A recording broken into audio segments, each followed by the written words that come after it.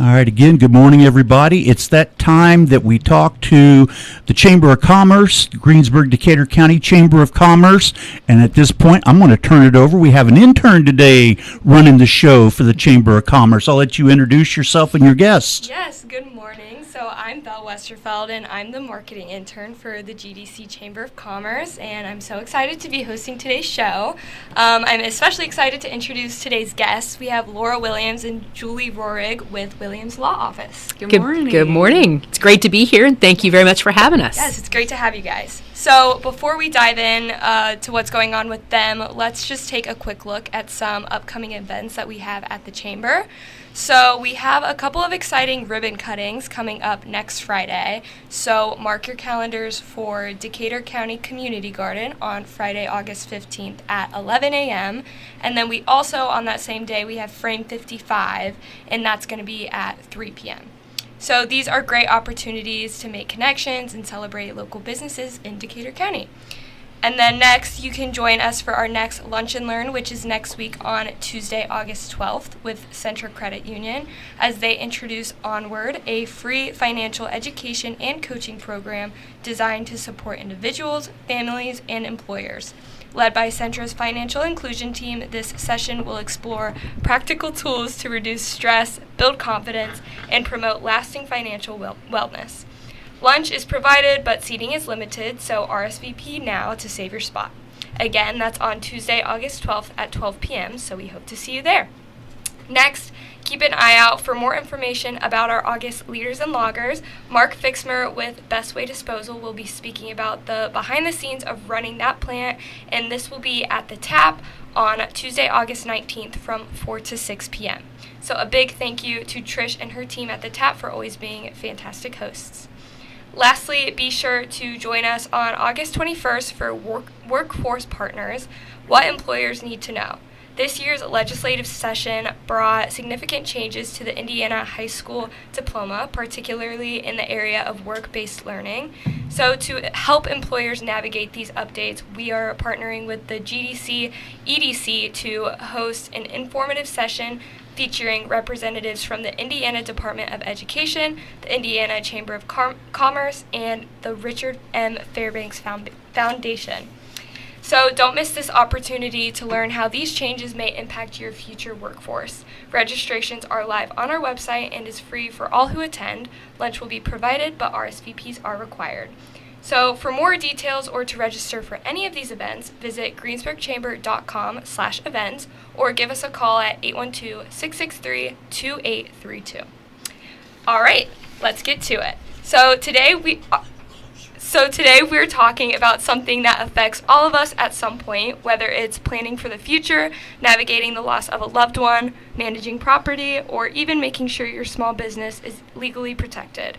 I'm joined in the studio by attorneys Laura Williams and Julie Rohrig of Williams Law Office right here in Greensburg.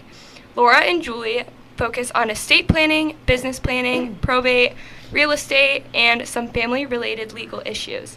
Their practice is known for practical advice, trusted counsel, and a down-to-earth approach that clients appreciate.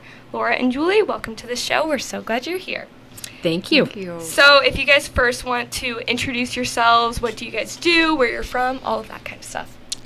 Okay. Well, I'll start. I'm Laura Williams, and the Williams Law Office comes from Laura Williams. So I started Williams Law Office in about 2000, so it's been around for quite a while, and we moved our office here to Greensburg in 2013, so we've been here in our Greensburg office for about 12 years and going strong. And in the last couple of years, we've added 2 other attorneys. Julie came on in the spring of this year, and Sherelle Hernandez came on about 3 years ago.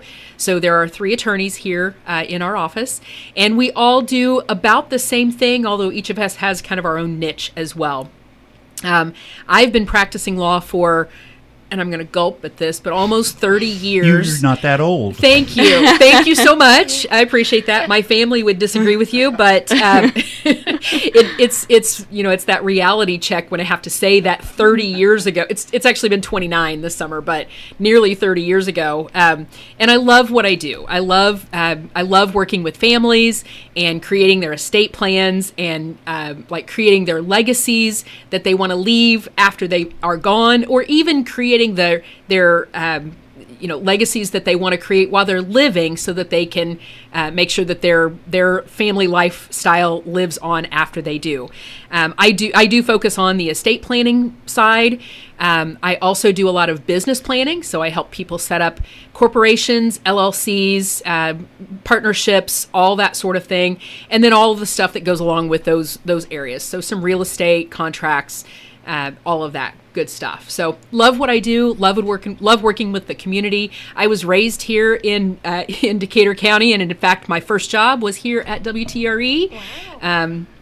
So lots of good memories here, and I keep looking around for Spook the cat. She's not here anymore, but that goes back a long ways. If anybody remembers Spook, she was a great cat. So, but yeah, born and raised here. My family and I live on our family farm about 5 miles west of town, and my kids go to Greensburg schools. My daughter's a senior at Purdue this fall, and my son is a senior at Greensburg this year. So that's a little bit about me. And then there's Julie. Wow, that is a hard act to follow. Well, anyway, I'm so excited to be here, so thank you so much to WTRE and the Chamber for having us. So obviously, I'm Julie Rohrig. I live in Milan. My husband and I have a small farm there. We have cattle, a couple really cute puppies that I very much enjoy. We have a blended family, so I have 2 biological kids and 2 stepkids. So that's kind of my family backgrounds. Some just things about me. I really enjoy camping, hiking, things of that nature. As far as professionally, my background is I have family law experience and child welfare experience. I actually came back to Williams Law Office because I worked with Laura when I was in law school. So that was really fun, and I'm glad to be back. It took a little while for her to realize she wanted to come back, but we're really glad she did. No, I'm so excited to be back, and I really enjoy Greensburg. I think it's a great community, so I'm so happy to be here. I have been focusing on estate planning, probate, contracts, things of that nature. I'm really excited about getting our practice more focused on things like prenuptial agreements, things of that nature. So, yeah, I'm just so excited to be here, and thank you for having us. Awesome. And then, Belle, before we go too much further, you've got a couple of attorneys here in the room, so we have to start with some legalese. We have to give our disclaimers before we go too far in this. Although we are attorneys and we're going to talk about some legal ideas here, none of this is legal advice. And so we don't want anybody to take what we say and run with it. We're just giving some educational points here, and hopefully it'll give you some information. We'd love for you, if you hear this and you have some questions about it, give us a call, and we'd be happy to sit down with you individually and give you legal advice individually. But don't want anybody to take this as legal advice that we're giving today. Absolutely. Everyone's situation is unique, so definitely let your plans be tailored to you. And so please come and see us. Awesome. Yeah, thank you for that note. So the first question I have is regarding estate planning. So what's one common misconception people have about estate planning, and what do you wish more people knew? Well, I know one of the things that I see a lot of people say is, oh, I don't need to do an estate plan because I don't have that much money. They think estate planning is really just for the wealthy, and that is not true at all. I always say that anybody who owns property or has children needs to have an estate plan. And your estate plan doesn't have to be elaborate, but it does need to have some thought put into it. And I will say, if you don't have an estate plan of your own, the state will create one for you. And usually that is not the preferable estate plan for most people. Usually if the state gets involved and plans your estate for you, your estate, everything that you've worked for your whole life, is going to go to your closest living relatives. And not to speak out of school or anything, but most of us have a relative or two that we really don't want to inherit our estate. What? And so, so that's why it's important to do our own estate planning. And that way we get to choose who gets our estate. And if that is all of our relatives, then great. But sometimes that's also charities and organizations that we've worked with. And if you don't create your own estate plan, those charities and other organizations and people even outside your family are not going to be able to benefit from your estate. So don't think that estate planning is only for the wealthy. It's for everyone. I think something that I see is people just think that they have all the time in the world to create their estate plan. I think people tend to think, oh, estate planning, that's for my grandma or my parents or, something like that. But estate planning is for everyone, especially once you have children, once you own property. So I would encourage people to start when they're younger. Yeah, I was just going to ask that question. Like, when do you encourage people to start estate planning? Like, as early as possible, or?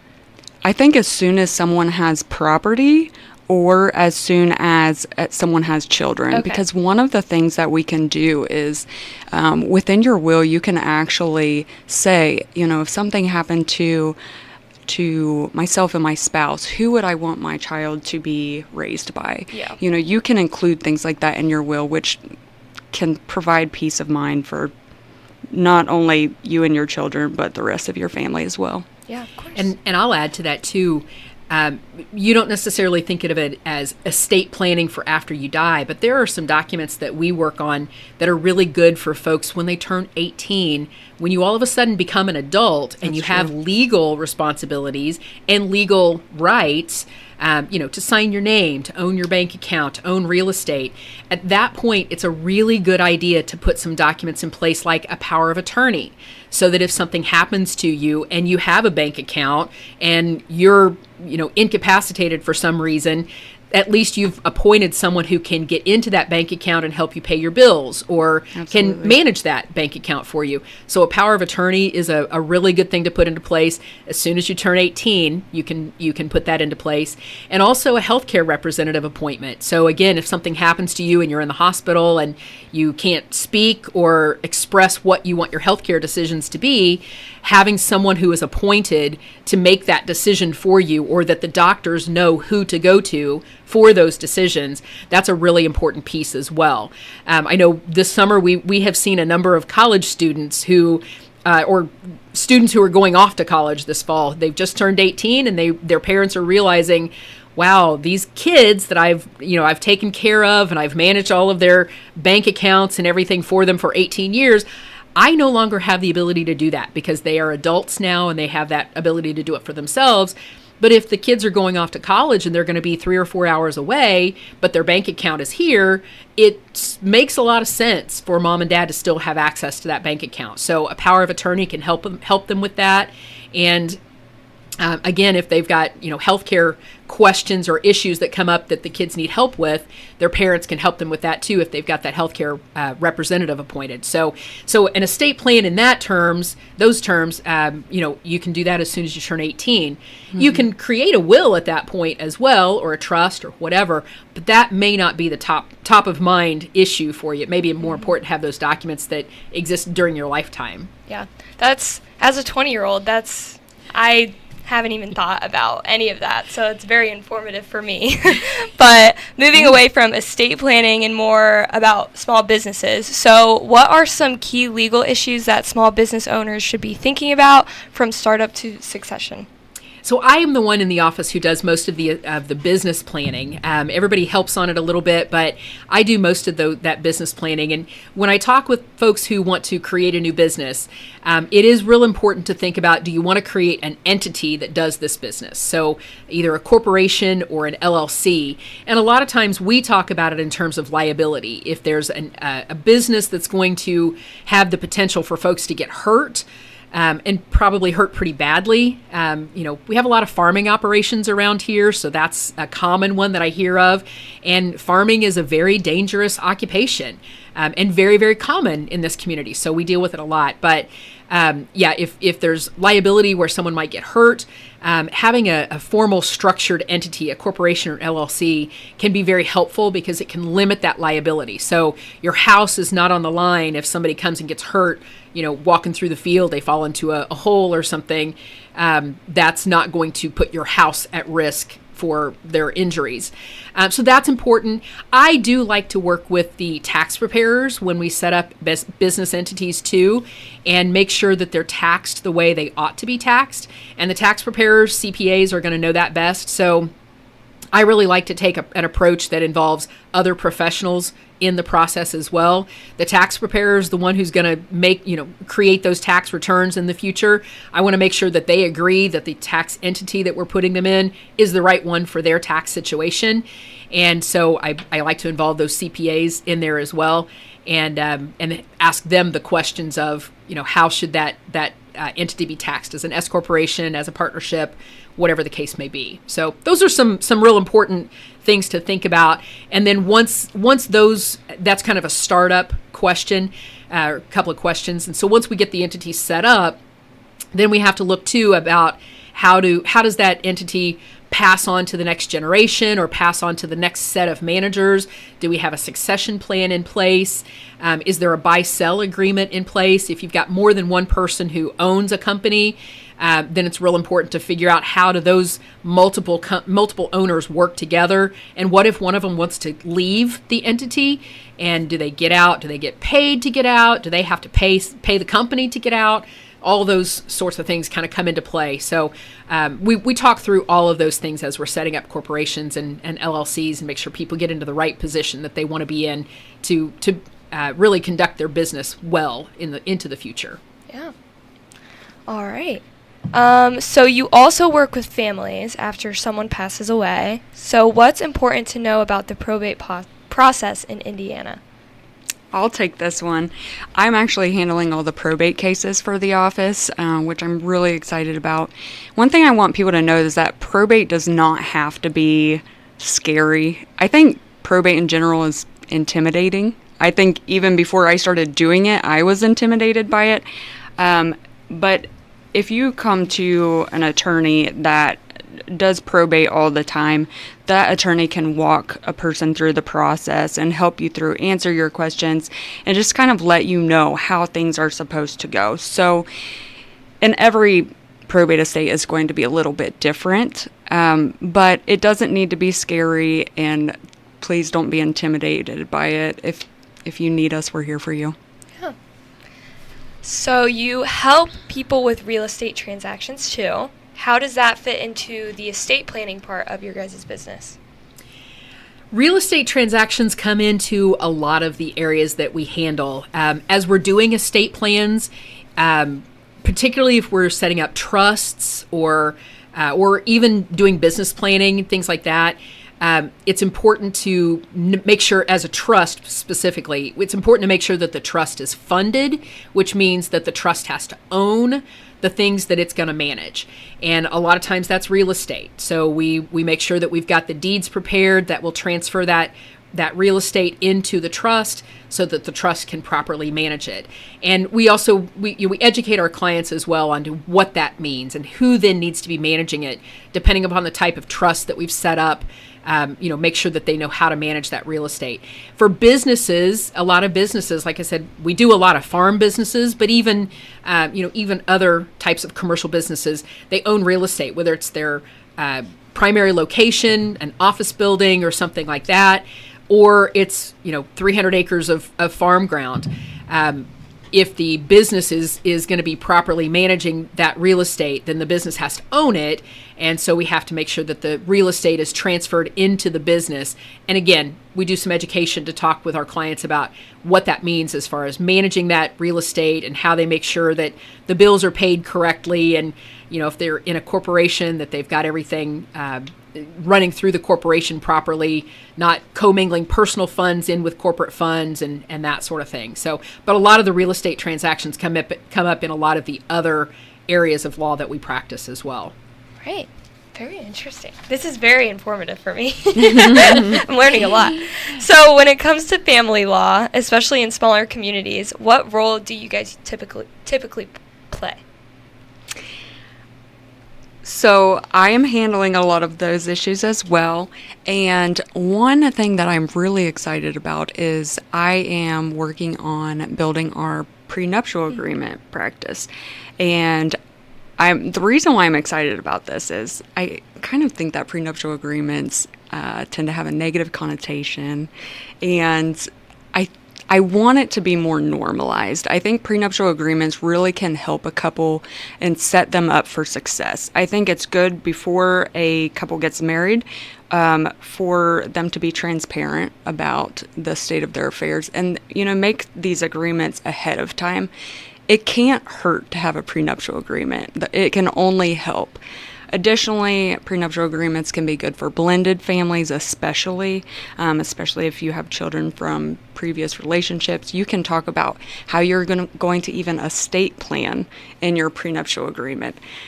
So I'm really excited about this. I want this to be more of a normal process for people, and I want them to feel more comfortable with it.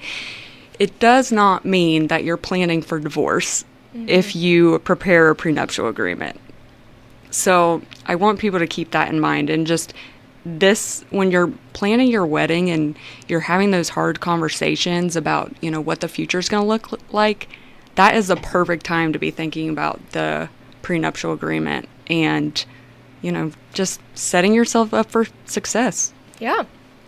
So what is a mistake, going back to estate planning a little bit, what is a mistake you commonly see families make when it comes to creating an estate plan? This is a question I love because this is my chance to say to folks, please don't do these things. But the biggest mistake that I see folks make is they put their kids on their assets. And a lot of times I have folks come to me and say, oh, well, my neighbor did that. And so my neighbor put his son on the house, so we just went ahead and put our kids on the house as well. And that is really a very, very expensive mistake that you can make for your kids and for yourself as well.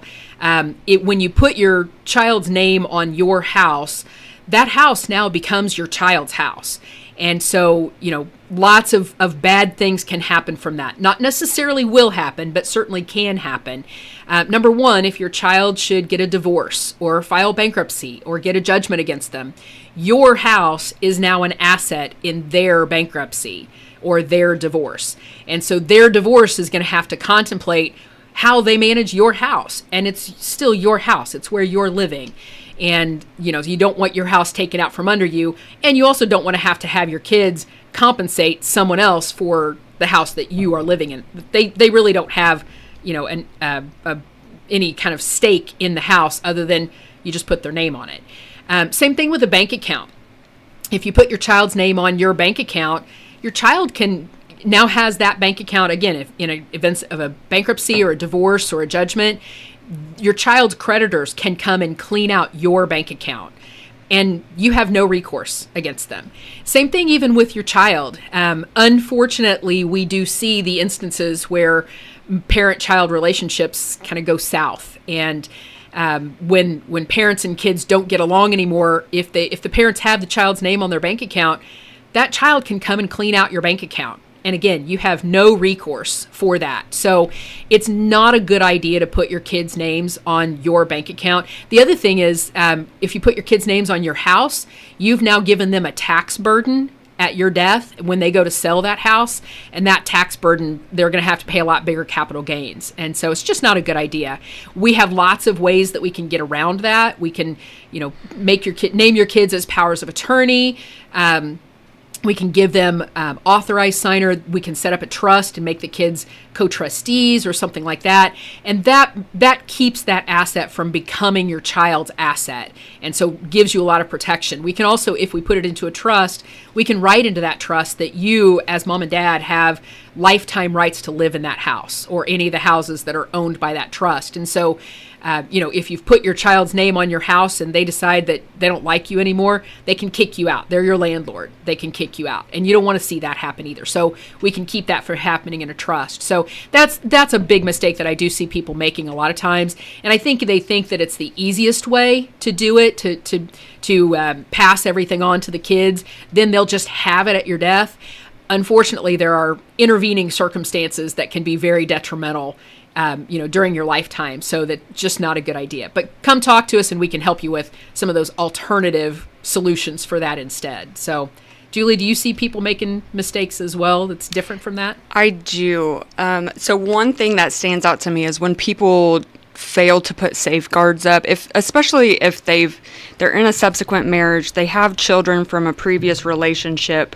Those children can be disinherited, and maybe not even intentionally. It could be intentionally or otherwise.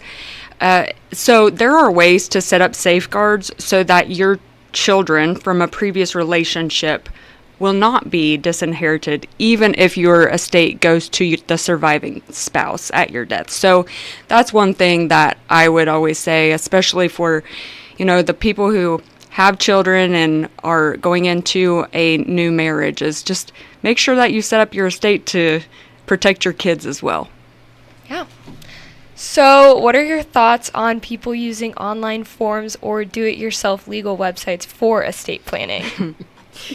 Well, of course, the attorneys are going to say, please don't do that. Please do not. Yeah, that seems like a mistake. It's not a good idea. Yeah, we see that pretty frequently. And honestly, what we see the most probably is someone who has pulled a form off the internet. They bring it to us and say, I signed this. Will you review it? Make sure it's okay. Mm-hmm. And the time that it takes to review it and correct it and, bring it up to speed is more time and more expensive than just having us create the document to begin with. There's also some of those online form creators that are out there. They're actually being sued right now for unauthorized practice of law. And so you want to make sure you're very careful. Indiana's really, really particular about how documents are signed and executed. And those online forms won't necessarily give you all that information. And so you really are better off to just come talk to an attorney. Probably not as expensive as you think it is to just have the attorneys create the forms and finalize them and execute them with the attorney. Then you're in the right spot and have the right documents you need. Right. And estate planning is not one size fits all. So, you can't just pull one form and expect it to meet all of your needs. So it is very important to go to an attorney and talk through that with them. Yeah, very true. So, what do you enjoy most about your law practice? Well, I'll start on that. I love working with the families. I love hearing every family's story, their legacy. I've used that word several times, but their legacy. Hearing the family dynamics, getting to know the families better. That's the part that I love. Those relationships that we build as we're putting the estate plans together are so much fun. And, this is Decatur County. So we all are related, went to school together, or probably danced at Dixon Dance together. So, we all have lots of things in common. And so it's fun for me to meet with families, even that I've known for a long time, and learn new things about them. So I love getting to work with the families and helping them create that estate plan that's just perfect for them. That's great. So I'm a transplant, so I do not know most people in Decatur County, but that's okay. So I really enjoy working with people as well. I especially like problem solving. If there's like a civil issue that someone is facing and they need some legal advice for, I am always happy to speak with them about that. Additionally, as cliche as it sounds, I just enjoy helping people in general. So I like helping people. I like helping set them up for success.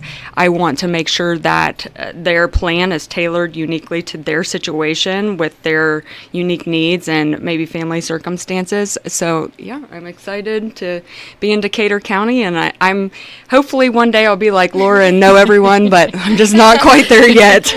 That's how I feel too. I feel like Dawn and Sarah, they know everyone, and I'm always like, what's this person's name? Like, they literally know everyone. And then they have to give you the family lineage too, right? And they're related to this person, and it's this person's cousin, and I'm learning slowly. Yeah, I grew up with that. I used to make fun of my mom for doing all those family lineage, family tree things with me, and now I do it myself, and my kids make fun of me. So I think it's just something that happens to you as you get older. So. All right, so for one final question, if someone isn't sure where to start with their estate plan, what would you recommend as a first step? So I think the best first step is to give us a call. Our phone number is 812-663-7601. And give us a call. Our office staff can talk to you for a few minutes, set you up with an appointment to talk with either Julie or me, and we can talk through what estate plan is right for you. Like Julie said, no two estate plans are exactly the same. No two families are exactly the same. So if you don't really know what you want to do, come in and talk to us, and we can walk you through the process. We can give you some tips and tricks and pointers and give you some suggestions on what most people do and then what we would recommend for your specific situation. You can also go to our website, which is williamslawoffice.com. And we do have some information on the website that kind of directs you through some of the questions you might have about estate planning. And there's some information on there about what to do when a loved one passes away with a will or with a trust. What's the difference between a revocable trust and an irrevocable trust? There's some resources on there that might be helpful for you as well. So give us a call or visit our website. Awesome. So that's all of the questions that I have for you today. Do you guys have any additional comments or anything that you guys want to add? I think we've covered most everything. So if there are other issues out there that people have, if they have other questions about estate planning or something that we've really not covered too much, feel free to give us a call. We'd be happy to sit down and talk with you about it. Great. Thank you, Laura and Julie with Williams Law Office, for joining us today on Community Connections. This is Belle Westerfeld with the GDC Chamber of Commerce, and we will see you next time. All right. Well, thanks so much to our guests. It's always great to get updates from the Chamber of Commerce. I'll give my own stamp of approval to Williams Law Office because that's where I take care of my stuff. So, stamp of approval. Anybody that you know